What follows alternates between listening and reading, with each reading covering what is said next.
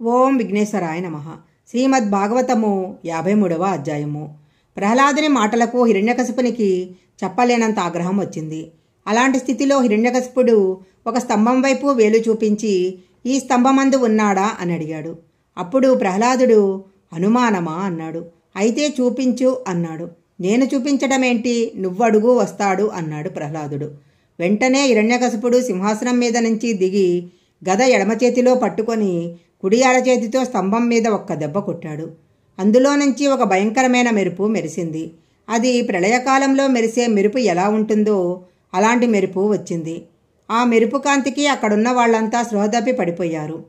ప్రళయకాలమందు పిడుగులు పడితే ఎలాంటి చప్పుళ్ళు వస్తాయో అంత భయంకరమైన ధ్వనులు వచ్చాయి.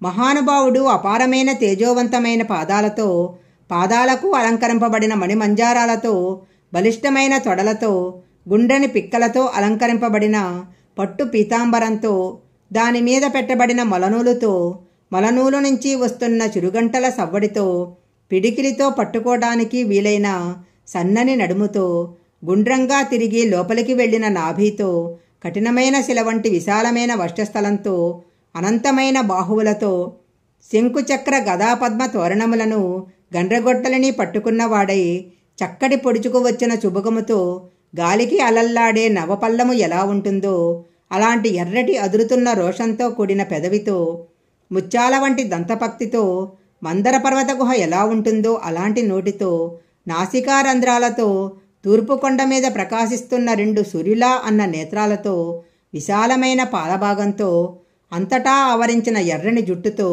నవరత్న ఖచ్చితమైన కిరీటంతో, అటూ ఇటూ శిరస్సును కదుపుతుంటే ఆయన రోమాలు ఆకాశమంతా వ్యాపించి కొడితే ఆకాశమందు సంచరించే సిద్ధుల విమానమన్నీ కింద పడిపోయాయి. ఆనాడు స్తంభంలో నుంచి బయటికి వచ్చి గర్జన చేసి గర్జల్లితే ఆ ధ్వనులకు సముద్రాలు తిరుగుడు పడ్డాయి. భూమి కంపించి బద్దలైపోయింది. ఎక్కడి వాళ్ళక్కడ సంభీప్రుతులే ప్రళయం వస్తుందని అనుకున్నారు. ఇలాంటి మూర్తిని చూసి కూడా హిరణ్యకశిపుడు దుస్సాహసం చేశాడు. కత్తి పట్టుకొని స్వామి మీద పడ్డాడు. స్తంభంలో నుంచి బయటికి వచ్చి చంద్రహాసాన్ని దూస్తున్న హిరణ్యకశిపుని ఆనాడు తాను ఎలా ప్రతిజ్ఞ చేశాడో అలా కలుగులో నుంచి బయటికి వచ్చిన ఎలకను నాగుపాము ఒడిసి పట్టినట్లు తన ఎడమ చేతితో హిరణ్యకశిపుని తొడపట్టుకొని గడప దగ్గరకు తీసుకెళ్లి ప్రళయకాలంలో వచ్చే ధ్వనిలాంటి గర్జన చేస్తూ గడప మీద కూర్చొని తన తొడల మీద పడేసి భయంకరమైన కనుబొమలను 1000 ఇంద్రధనస్సులను ఒక్కసారి విరిచినట్లు ముడివేసి ఘోరమైన స్వరూపంతో అలా చూస్తుంటే మెరిసిపోతున్న దంష్టలు, ఆ నోరు, కాలనాగు వేటాడుతున్నట్లు ఉన్న నాలుక, పెద్ద గోళ్ళు, అలాంటి స్వామి తన బాహువుల నెట్టి తన గోళ్ళు చూపిస్తుంటే ఆయన స్వరూపమును చూసి కాళ్ళు చేతులు వేలాడేసి ఆయనకు లొంగిపోతే ఆగ్రహంతో తన భక్తుడిని అన్ని కష్టాలు పెట్టాడన్న క్రోధంతో బాట తప్పకుండా ఇంట్లో కాదు, బయట కాదు, మధ్యన గడప మీద, ఆకాశంలో కాదు, భూమి మీద కాదు, తన తొడల మీద, అస్త్రము కాదు, శస్త్రము కాదు, ప్రాణము ఉన్నది కాదు, ప్రాణము లేనిది కాదు, గోళ్ల చేత కింద కాదు, పైన కాదు, తొడల మీద, మనిషి కాదు, జంతువు కాదు, నరసింహావతారముతో, భయంకరమైన స్వరూపంతో, విశేషమైన కౌర్యంతో ఆ గోళ్లను పట్టలోకి దింపి భేదించి గండ్రగొడ్డలి పెట్టి ఉరహపంజరమును బద్దలు కొట్టి హృదయక్షేత్రాన్ని చేతిలో పట్టుకుని గుండె కింద నలిపివేసి కండలు తెంపి ముక్కలు చేసి తుంపి అవతల పారేసి నెత్తురు తీసి దోసిళ్లతో నోటబోసుకొని పేగులు తీసి మెడలో వేసుకొని ప్రళయ గర్జన చేస్తూ నృసింహావతారం బయటపడింది.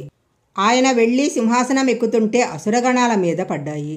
అనేకమైన చేతులు పైకెత్తి ఆయుధములతో కొన్ని కోట్ల అసురులను ఒక్కడే మట్టుపెట్టాడు.